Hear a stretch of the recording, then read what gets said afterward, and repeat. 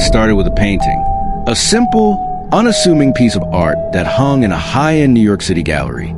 At first glance, it was nothing remarkable, an abstract composition of lines and symbols. But when an art critic took a closer look, he noticed something chilling. The geometric shapes resembled human bodies arranged in ways that mirrored real-life murder scenes that had taken place across the city.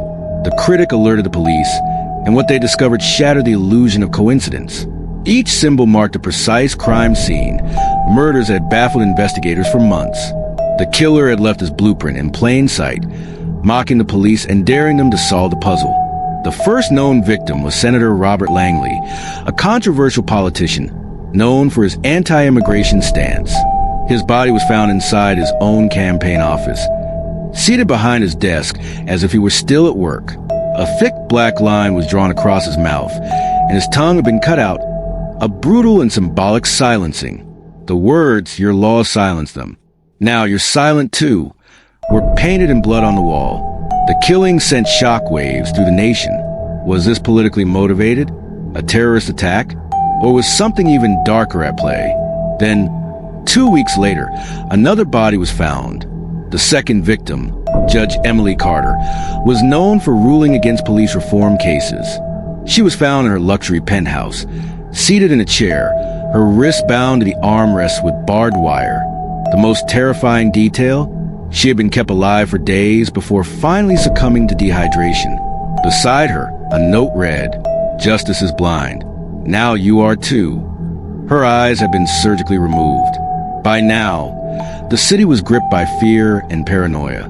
2 high-profile figures had been murdered, both connected to political failures. The media called the killer the architect, believing that he was constructing a message through his killings. But no one could predict what came next. The third victim wasn't a politician. It was a random civilian, or so it seemed. Nathan Porter, a retired teacher, was found in an abandoned subway station. His body was positioned inside a large chalk outline, reminiscent of crime scene markings.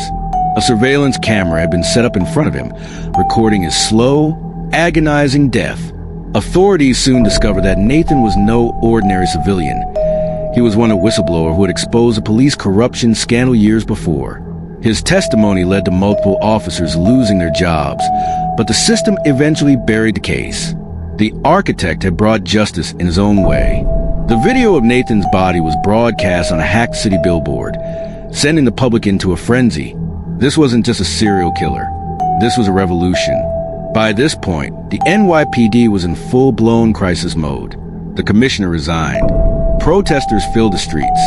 Every powerful figure in the city wondered if they were next.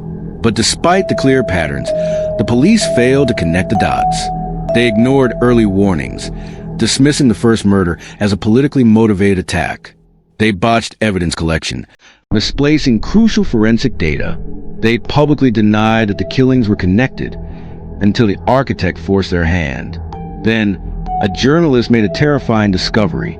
Investigative reporter Elena Ruiz noticed something chilling. Each victim's death corresponded to a piece of legislation or a court ruling that had failed the public. The architect was highlighting systemic corruption through murder. She took her findings to the police, but they refused to comment.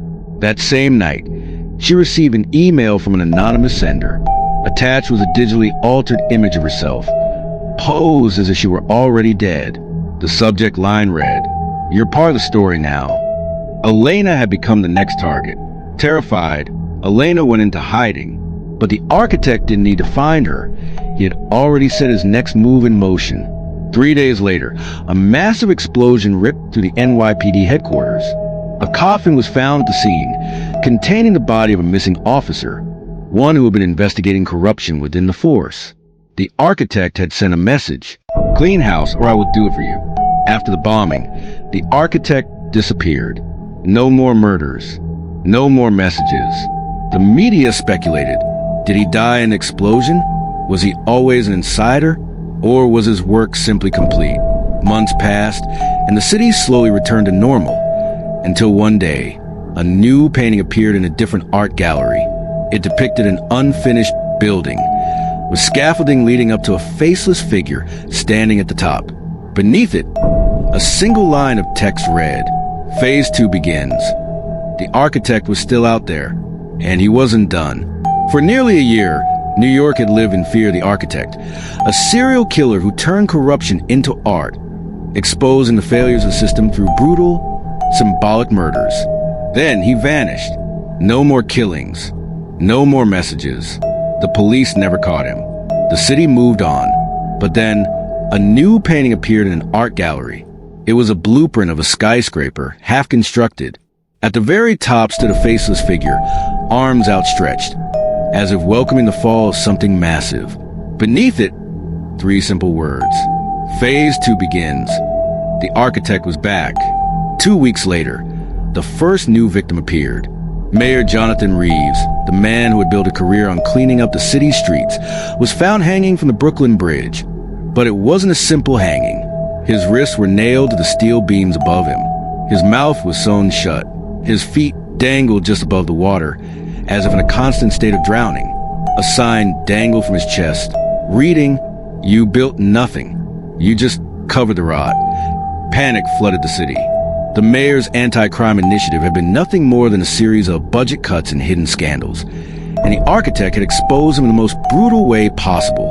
The NYPD scrambled.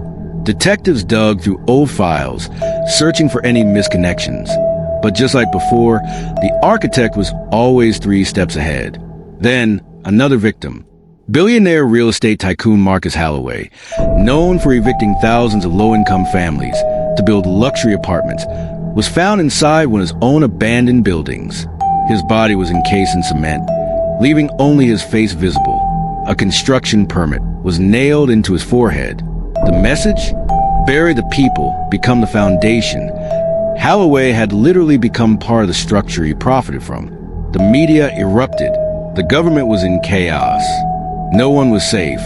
Journalist Elena Ruiz, the woman the architect once threatened, became obsessed with his return. She raced against the police, trying to decipher his pattern before the next kill. That's when she saw it.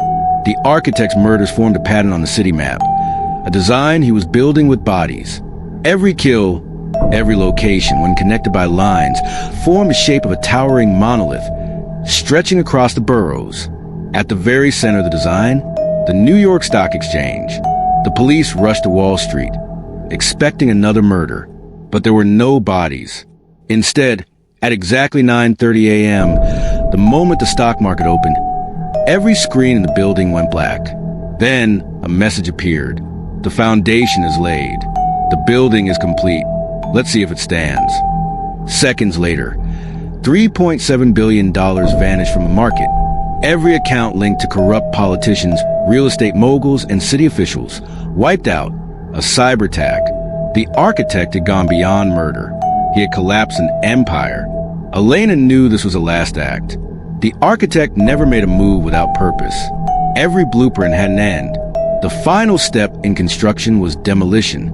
As the police scrambled to contain the financial chaos, a final painting appeared.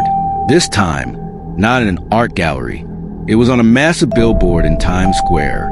It showed a man standing in a burning city, staring directly at the viewer. The message beneath it? "If you still don't see it, I failed." Then he disappeared. No arrests, no further attacks. The architect was never caught, but his message was etched into history. The question remained, did he build something, or did he just burn it all down? This is just the beginning. The architect's game is far from over. Want to uncover the next move? Hit like if you're hooked, subscribe to stay ahead of the mystery, and turn on notifications so you never miss a chilling update. Every piece of the puzzle matters. Are you ready to solve it?